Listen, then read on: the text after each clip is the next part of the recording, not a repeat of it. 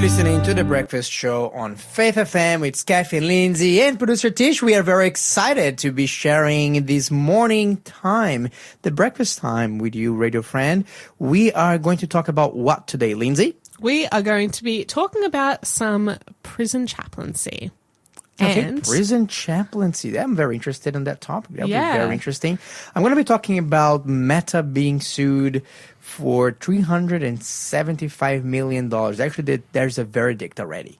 Oh, because they failed to protect kids online. Okay. We're going to be looking into that. We're also going to be having an interview today with Naomi Hambury. She used to be a Hollywood actress, and she's going to be sharing with us, what's the religion of Hollywood? Oh, okay.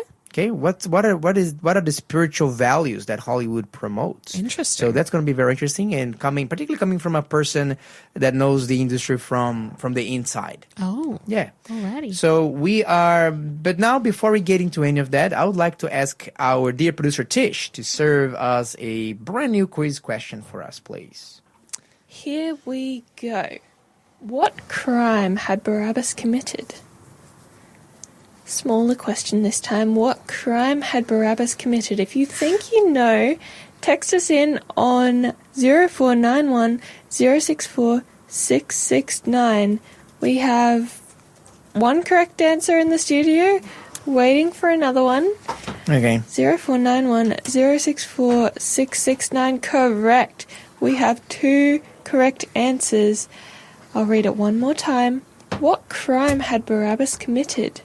0491 064 669. Can I see your answer, Lindsay? It's the same as yours. Exactly the same? Well, like the second part you wrote. Let me see.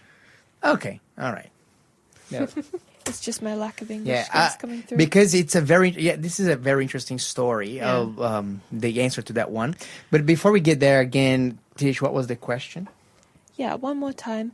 What crime had Barabbas committed? What crime has Barabbas committed? If you do know the answer to that one, 0491 064 669. Let's talk about prison ministries. I thought that that was going to be my lot. Really? At one time. Yeah. Okay. Because a couple of times in my life, I actually thought that I was going to go to jail. Oh.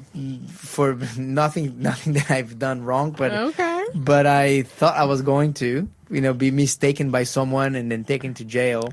I shared that in my testimony. Do you look like someone that you wish you didn't? No, I don't know. I think that there's always that question, because when you read in the Bible that so many of God's followers and people that were trying to preach the gospel, they ended up in jail. Mm-hmm. I can't help to think that, hey, maybe one day this can happen to me.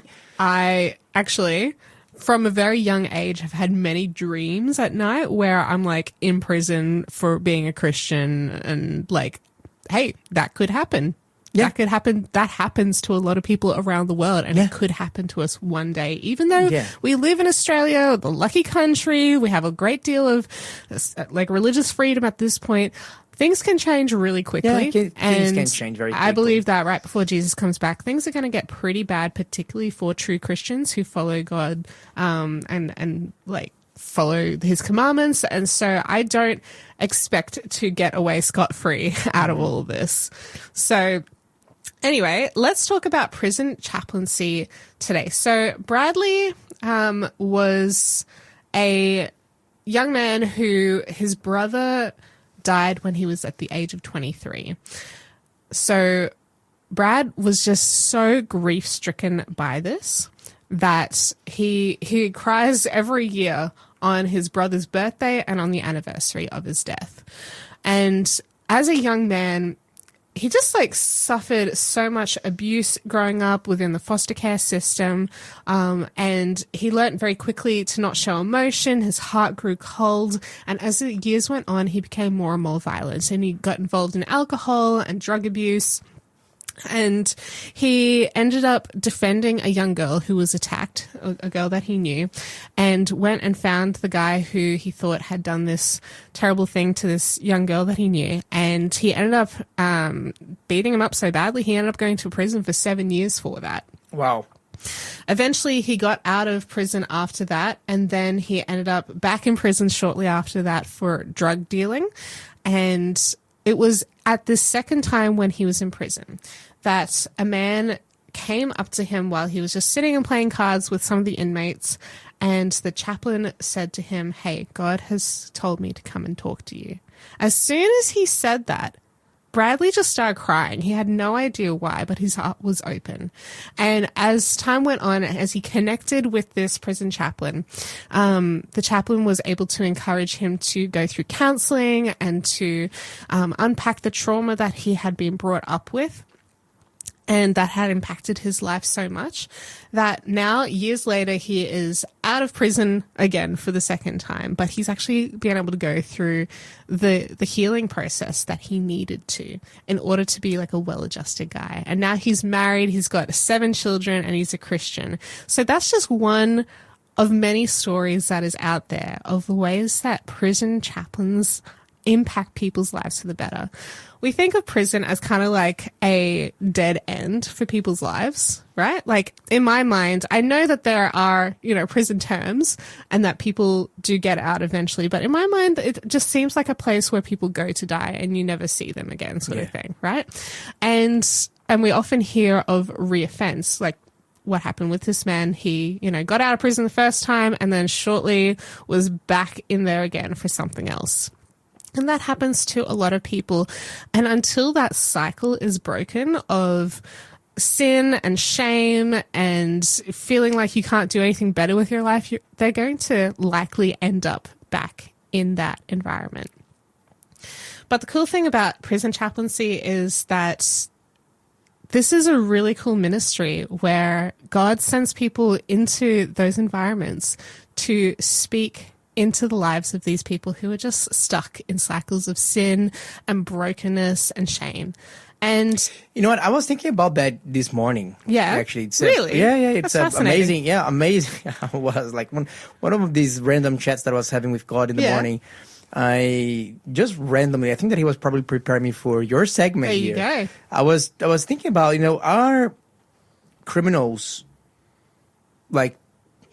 victim? Are they like perpetrators or are they victims of society? Because that there's this debate. Oh, these are sick people or they're victims of society, and so you kind of take the blame off. Others say no. They're criminals. They know very well what they're doing. They're adults. They need to be responsible. They need to pay for what they've done. And I was talking to God about this, and particularly hearing that story, I say, hey, why can't they be both?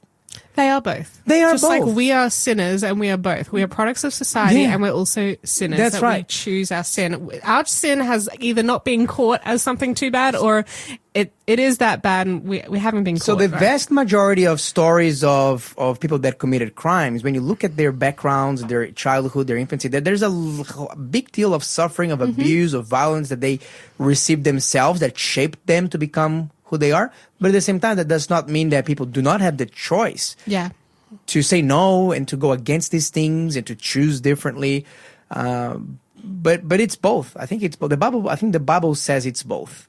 The Bible, there's a passage, I think it's in Ecclesiastes or Proverbs, that says, God, please don't give me so little that I will be tempted to become a criminal and rob. But also don't give me way too much so that my heart will be just so satisfied with, with the shiny things of this world that I forget about you. So there's actually a prayer in the Bible say, hey, don't make me act super rich. Don't make me super poor. Yeah. Just give help me enough. To be like in the middle, just enough. Yeah. That's actually the sweet spot for people. Enough that where you're not, stealing to survive, but also not enough where you feel a bit uncomfortable and you need to, it reminds you that God is in control. Yeah. Yeah. I feel like I'm in that spot. I'm not stealing to survive, but I'm definitely aware that God is providing for me day by day. Yeah. Amazing. All right. So prison ministry, what an incredible kind of ministry. Have you tell me more about it? I've personally never done prison ministry. I've considered getting into it in the past. Really? It's probably not something that I would want to end up doing long term for myself, at least in my perspective right now. I feel a great deal of a call to working with young people. That's where I feel like God uses my skills a great deal. There's young people in prison. I'm sure there are young people in prison. I have one girlfriend, though. She's studying the same course that I am, and she feels really called to working Prison in ministries. juvies, particularly. So young people in the prison system. She was just talking with me about this the other night, and I was like, God has placed that on her heart. And I think she would make an excellent, juvie chaplain or prison chaplain. Like, that's what she wants to do. She's familiar with that kind of, demographic from the way she's grown up. But which would be a bit of a fun thing to say to someone. Imagine I look at you and say, Lindsay, I think you would be a great prison chaplain.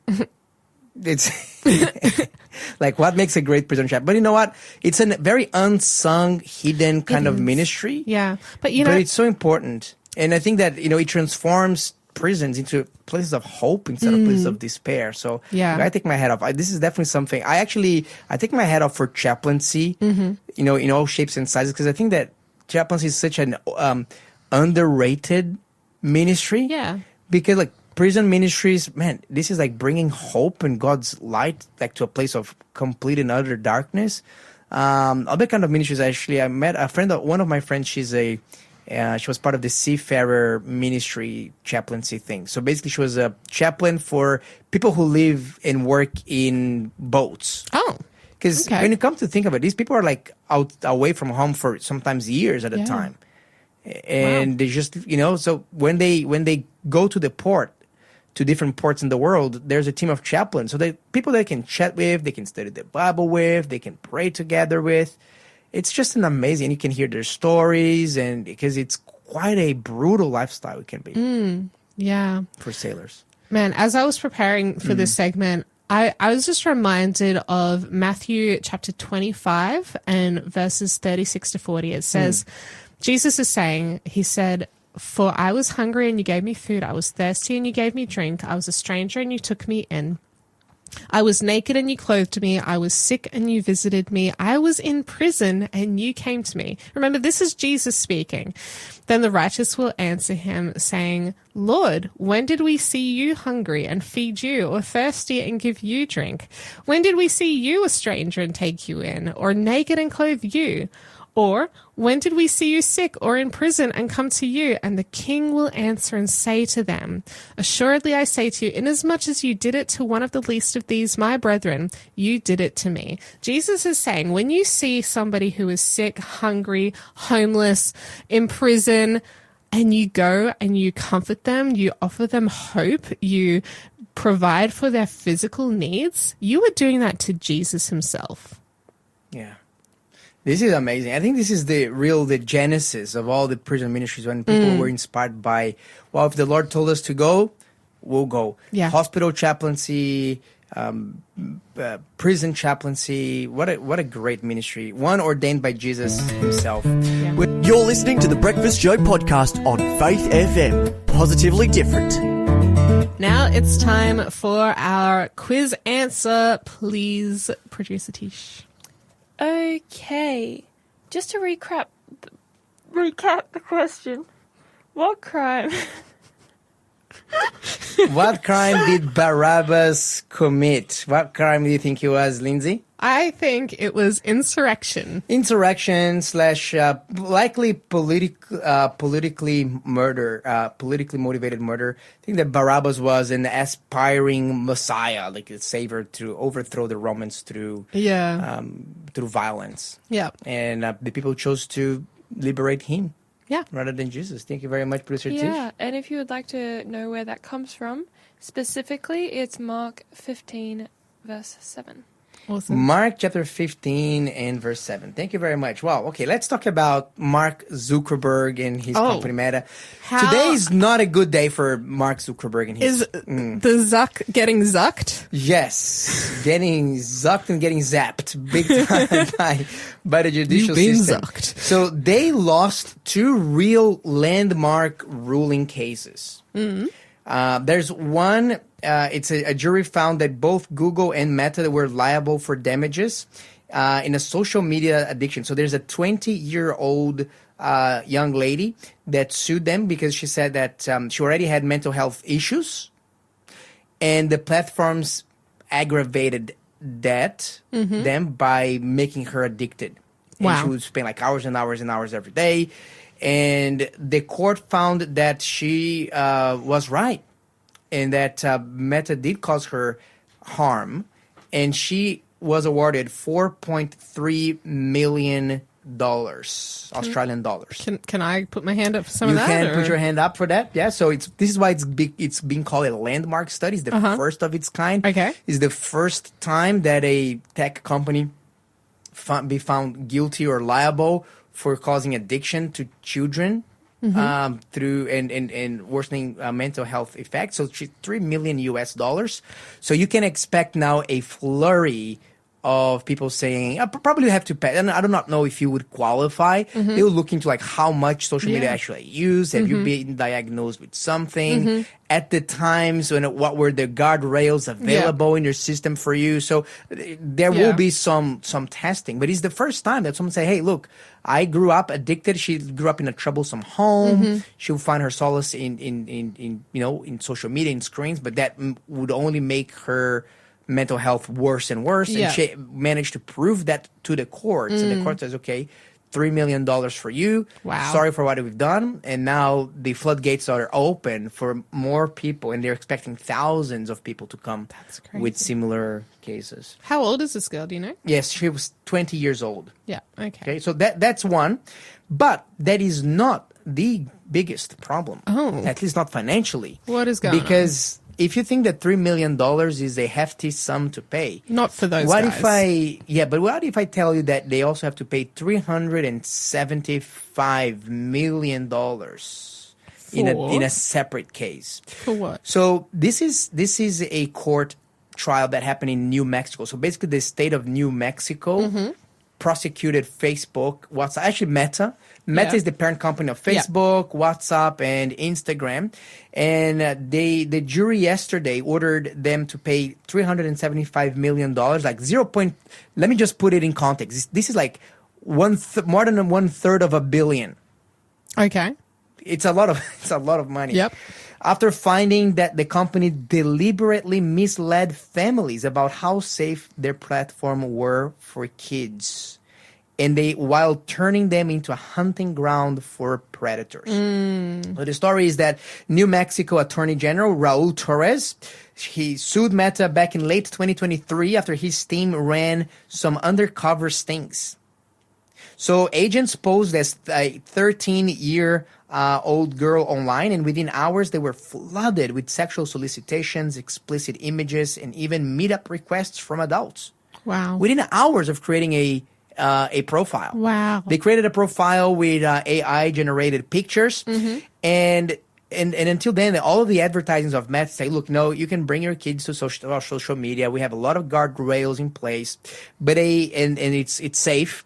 But it turns out that they failed in three main areas. Number one, age verification. Yeah. Now, this is a controversial one because there's a lot of people who do like to navigate on social media online. They don't want to use their names because they want to be able to speak their minds and be vocal about injustices and so on. They don't want to be persecuted. And they're seeing now the push for mandatory IDs prior to getting into the social media as a way to remove their anonymity. Yeah. It's a double-edged sword. Yeah. Because at the same time, what happens is that before that, Meta would just ask you a question like, are you 13 years of age or older?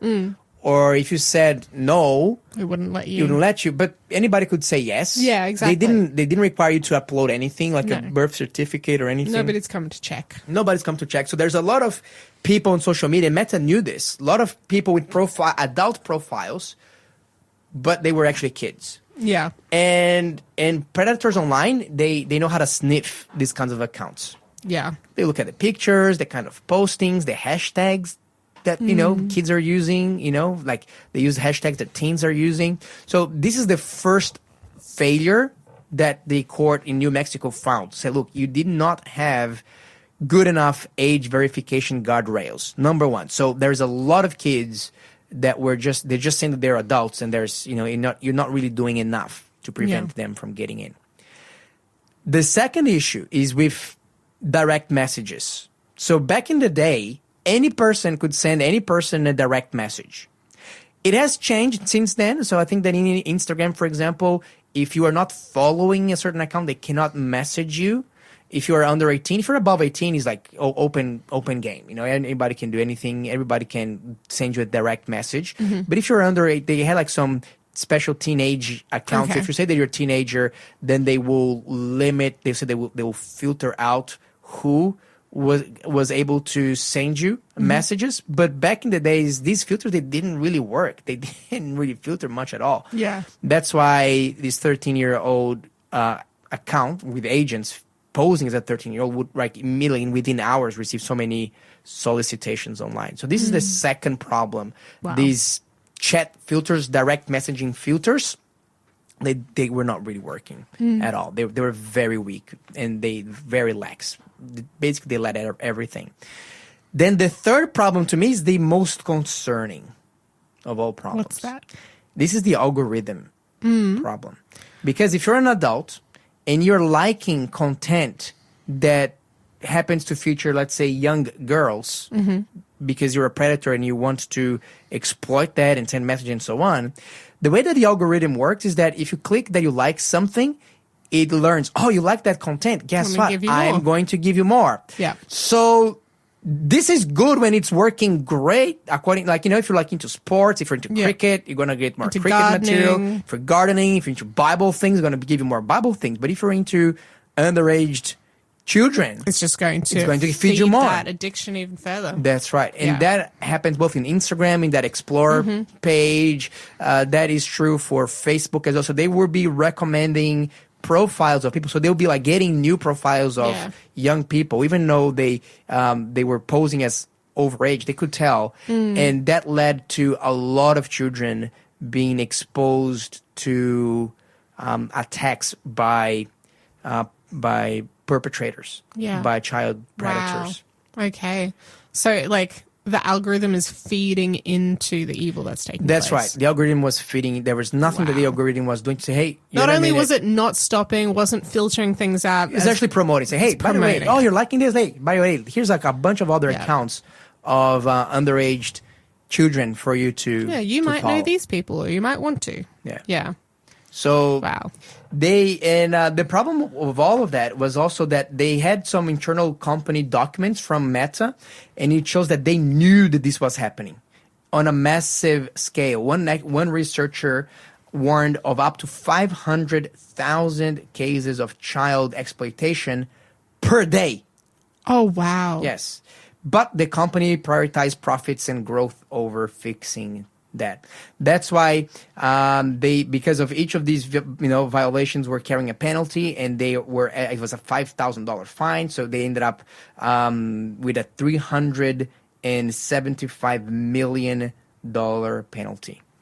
$375 million. So this is it. Look, it reminded me of a Bible verse here. Jesus says in Mark chapter 9:42, whoever causes one of these little ones to believe to stumble, it would be better for him if with a heavy millstone hung around his neck, he had been cast into the sea. Yeah. Like, God has a heart for children. Yeah. Because look, children, they are so responsive to God. Like, if you talk, one of my greatest joys in life is actually to share a little bit about, the stories of the Bible of Jesus with children. They receive it with such an open heart. They don't have us, like, as adults, all kinds of prejudices and barriers. They just say, oh, wow, this is how God is. That's amazing.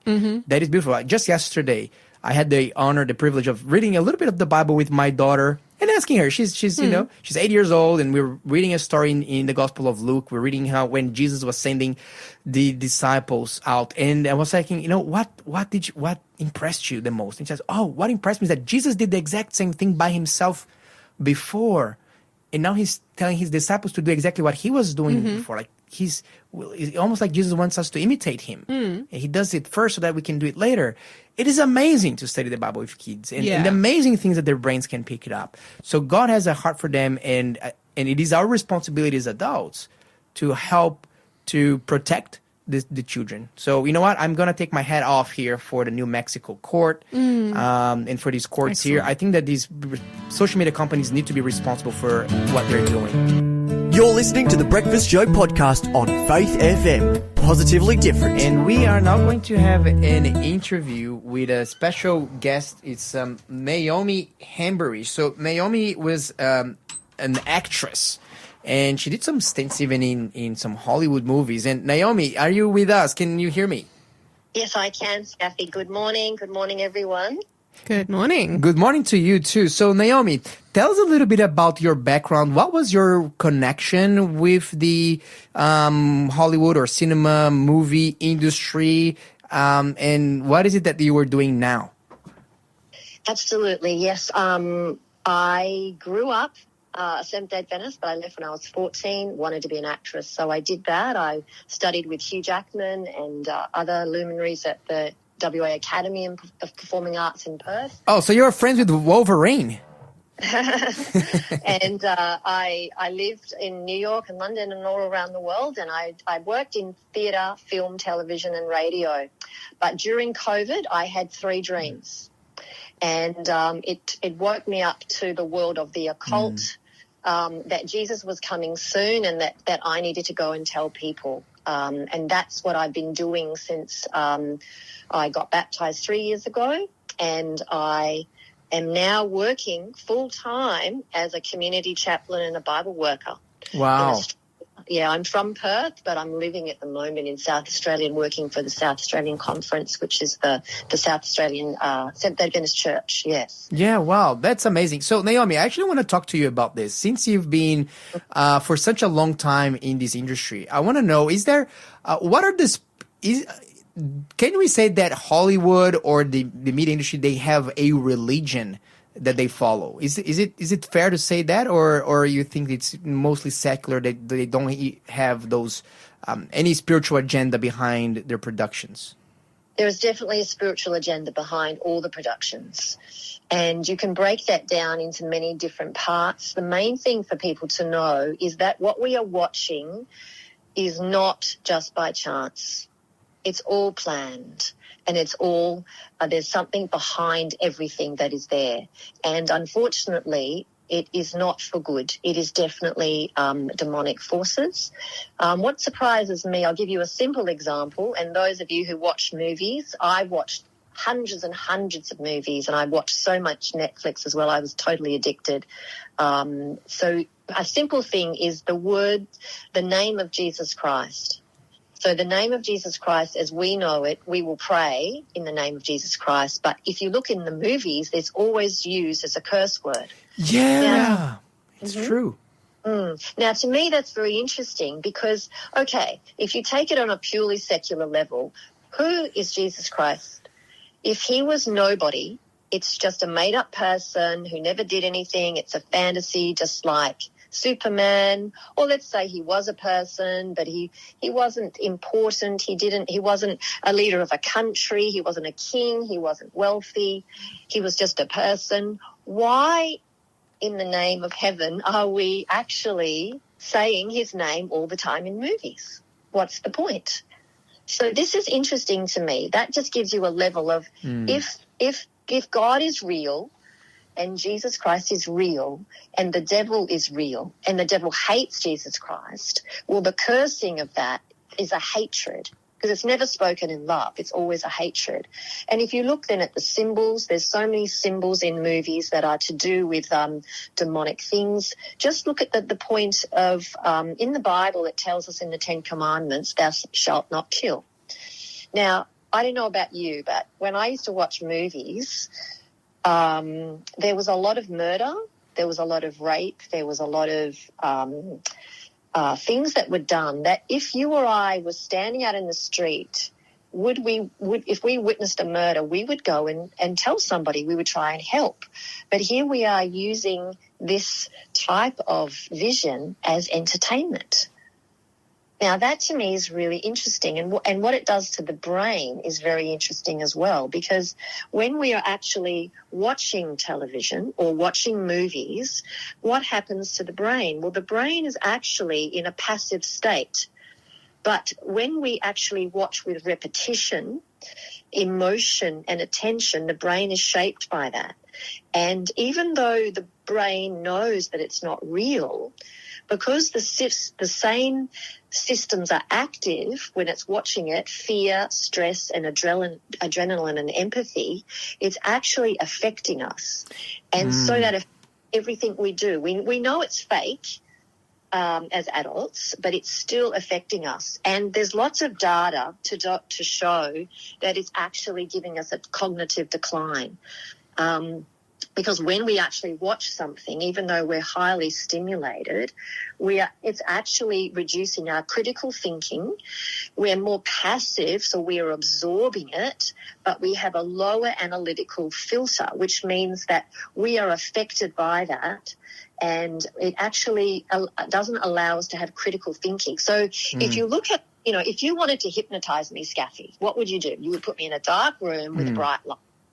And with a bright light, and that is exactly what the cinema is. And that is exactly what we sit in our rooms watching television or any screen.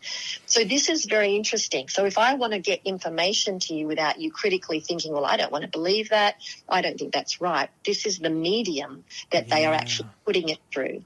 And interesting, the word medium, when we look at the word medium, that also means a medium is someone who talks between the outer world or the supernatural world to demons, and that's what a medium is. And also television is about visions, and visions and dreams is what God can definitely speak to us, but so can the demonic world in terms of Lucifer, Satan. And look, just one thing that I really spoke to me from what you shared, Naomi, is that by watching countless and countless of acts of injustice in front of our eyes and not doing anything about it, I think it also conditions ourselves and our brains and our characters, so that next time we see another injustice happening in the real world around us, well, we're kind of used to just shrug it off and just keep going. I'm thinking of so many stories we've seen of people being, people committing violence against other people in the middle of the street, and bystanders just looking at, or just pretending it's not with them. We kind of got used to that response. Whereas, in times past, that would never happen. Correct. It's normalized. And so it desensitizes us, and then we imitate us. And this is especially also with children and young people.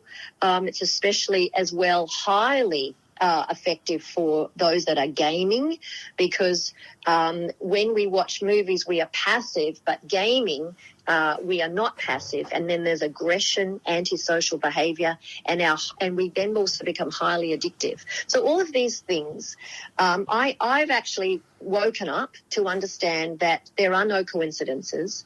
Everything is there. If it's true that there is God and there is Satan, then there is actually a war going on, a great controversy between good and evil. If that is true, and I would ask those listeners who don't really know if it is and don't think it is, go and look for yourself, taste and see, and try and find out for yourself, which is what I have done. And what we need to understand, if there is a war going on, what do I need to know and what do I need to do to help myself be on the right side of justice? And this is very crucial, especially for young people, especially for all ages. But if Satan is real, he particularly has bombarded us. You think of the critical part of our brain is the frontal cortex, and that is what is being affected by the medium of television and screens and movies. And it's what we're watching is actually changing our brain. They're actually got great data on the fact that children are less intelligent now. They're less able to cognitively digest what they're being taught. So we're looking at probably, instead of, it used to, from the 1950s with education, being a teacher as well myself, education from then, what we were learning was just growing, expanding. But what we're finding now is the English, maths, science, all of those subjects we are actually cognitively declining. And and adults aren't let off the hook either.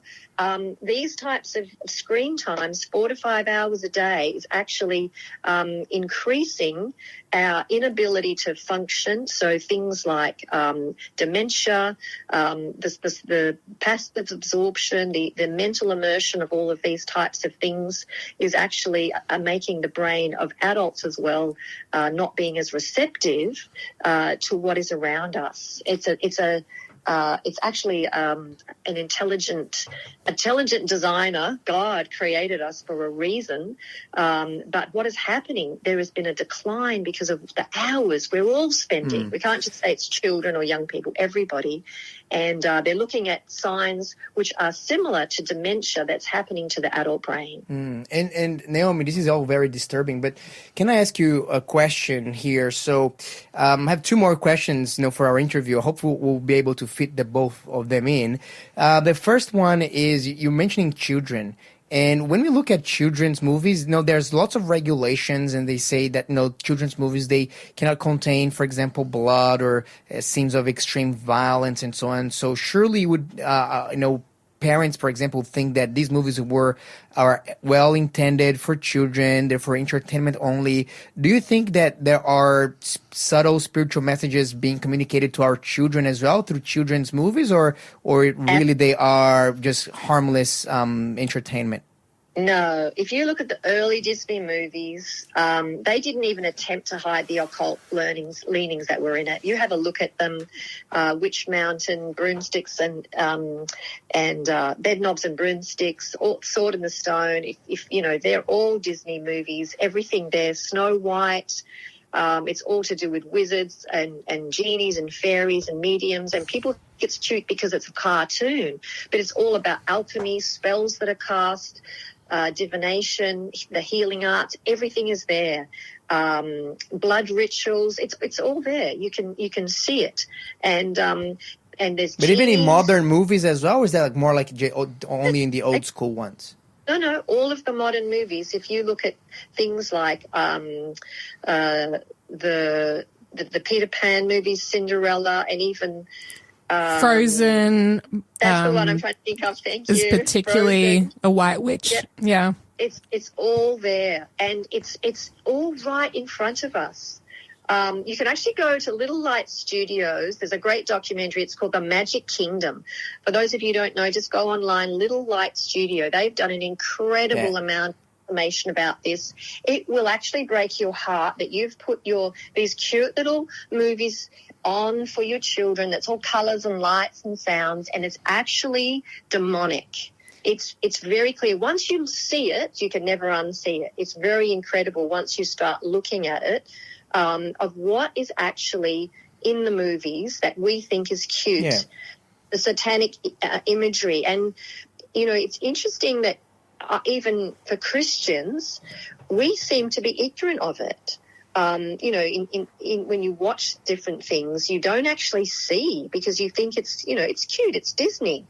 But the upside down, when you look at what the Bible says and when you look at what actually these movies are saying, it's actually quite frightening what has been taught to our children.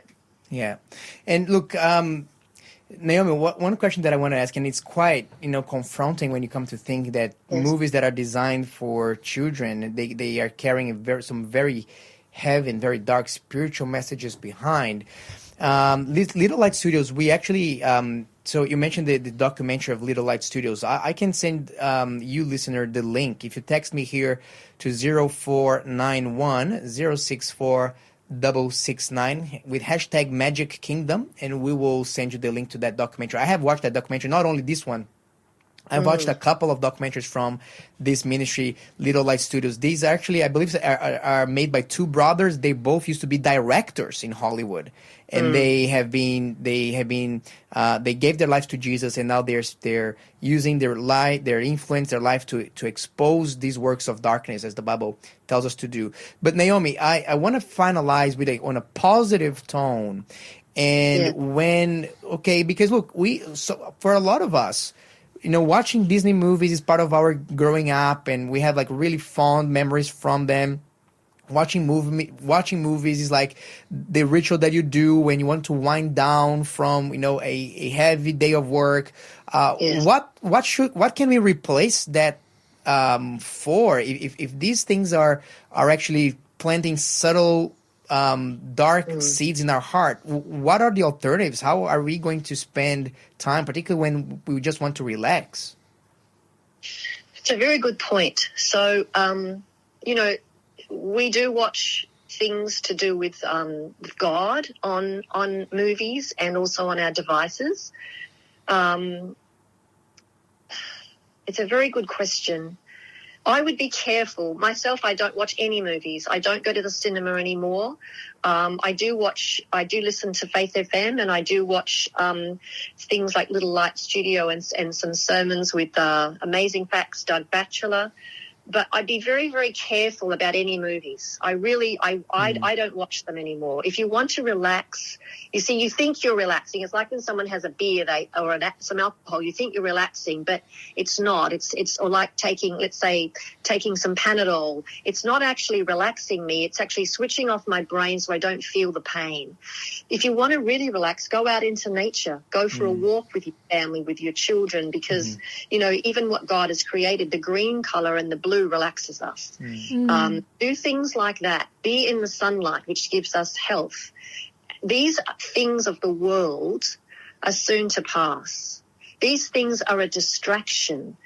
And it says in the Bible that we should, what we dwell on changes. By beholding, we become changed. So what we dwell on actually changes us. And I believe that there is nothing by chance. I believe that everything is for a reason.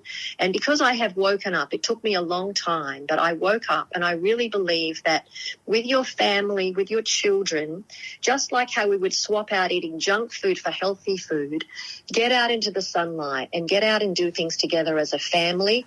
What I find interesting when I go into people's homes, the television is there in the corner and surrounding us chairs. So it's like we are worshipping, we are facing that. I would turn your chairs around to face each other. Sit at the dinner table, have some beautiful food, talk to each other. Children don't have conversation anymore because the television talks to them, but it's a one-way conversation. And so their ability to speak to each other has diminished. We are the most connected technological generation ever, but we are the most disconnected with each other, with God. Absolutely. Naomi, thank you so much for sharing, your passion, your experience with this, with us. And would you like to mention again what resources, if we want to learn more about this subject on how to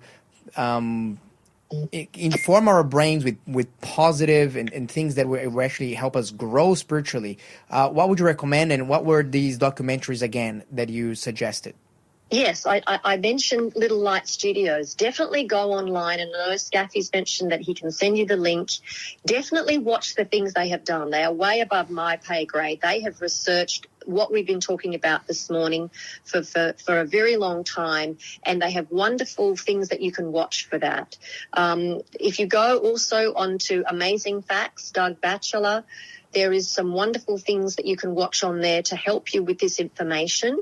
But also he's made a terrific documentary which is actually called Armageddon.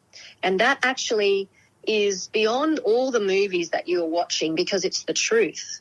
And you need to understand that the things that we are watching are of this world. And Romans 12:2 tells us, be not conformed to this world, but be transformed by the renewing of your mind. God knew, if God knows from the end, from the beginning, then he knew that this would happen. And if Lucifer, Satan, is real, he was in heaven. He understands the mind. He understands how music changes our brain. He understands how these things will trap us. Because if you do believe in God, for those listening, I often say to people, well, then tomorrow I don't think you're going to wake up and be an atheist. But tomorrow we will wake up and be distracted. And everything I see that's coming to us is a distraction. Why? It's like a magician saying, oh, don't look there, look over here. And we're distracted by what's actually happening. So if we're being distracted, Skafy, I want to know, well, what are we being distracted from? Well, and thank you very And that is that Jesus Christ is coming soon. Yeah. Well, thank you so much for sharing with us a little bit of the backstages of the movie industry. Definitely some food for thought there. And as we pray to ask God, hey, God, help us to replace him so we can, feed our amazing brains you have created, feed our souls with the things that are approved of heaven. Thank you very much, Naomi. We are looking forward to talk to you again. Naomi Hembry, who also has her own show here on Faith FM. She's on Drive Time in the afternoon. Thanks for being a part of the Faith FM family. Join our community on Facebook or get in touch at 1-800-FAITH-FM.